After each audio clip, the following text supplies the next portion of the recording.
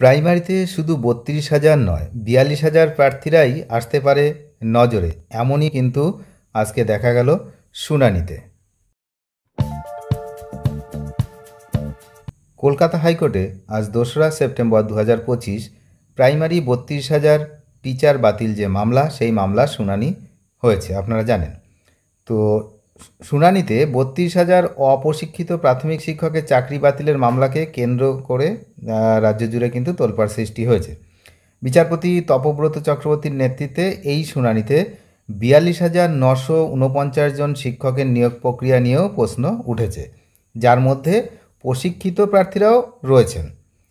সংরক্ষণ নীতি এবং কাট অফ মার্কস নিয়ে যে কথা আজকে হয়েছে, আবেদনকারীর পক্ষ থেকে অভিযোগ করা হয়েছে এসসি বিভাগে প্রার্থীদের অসংরক্ষিত বিভাগে আবেদন করার সুযোগ দেওয়া হয়নি, যা কাট অফ মার্কসকে প্রভাবিত করেছে।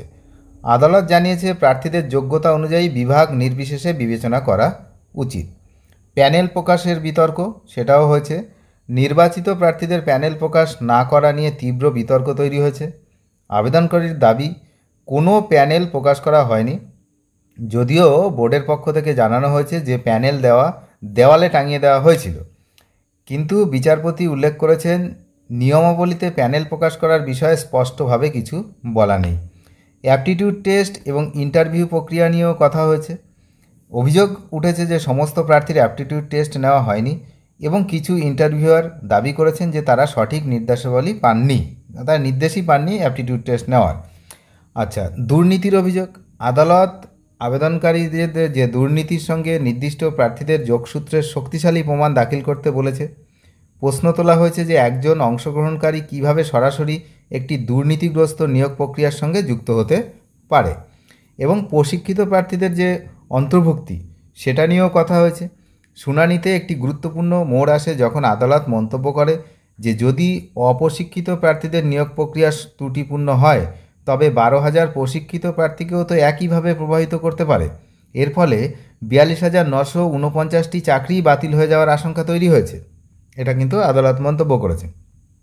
আদালতের উভয় সংকট এই সময় বিচারপতি স্বীকার করেছেন যে ৩২,০০০ পরিবারের চাকরি বাতিল করার বিষয়টি অত্যন্ত গুরুতর, বিশেষ করে যখন বহু শিক্ষক ৭ বছর ধরে চাকরি করছেন এবং গ্র্যাচুইটি পাওয়ার কাছাকাছি চলে এসছেন, তখন এই ৩২,০০০ চাকরি বাতিল করাটা কিন্তু অত্যন্ত গুরুতর একটি বিষয়।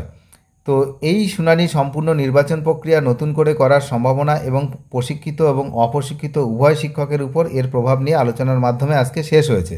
কারণ আমরা শুনানি চলাকালীন দেখেছি যে মিস্টার মিত্র তিনি কিন্তু বারবার বলেছিলেন যে রিকাস্ট করা, প্যানেল রিকাস্ট, অর্থাৎ নতুন করে প্যানেল তৈরি করার কথাটা তিনি আদালতে বারবার তুলছিলেন। তখন বিচারপতিও মন্তব্য করেছেন, সেটাও আমি শুনেছি, আপনারা যারা দেখেছেন, যে বলেছে যে এত লক্ষ লক্ষ ক্যান্ডিডেটকে নিয়ে আবার কিভাবে রিকাস্ট করব, মানে কিভাবে রিকাস্ট করা সম্ভব, এই তো মাথায় আসছে না কিছুই।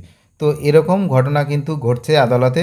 উভয় পক্ষ যেমন তাদের জোরালো দাবি রেখেছে আদালতে, তেমনি বিচারপতিরাও কিন্তু উভয় সংকটে রয়েছেন এই মুহূর্তে।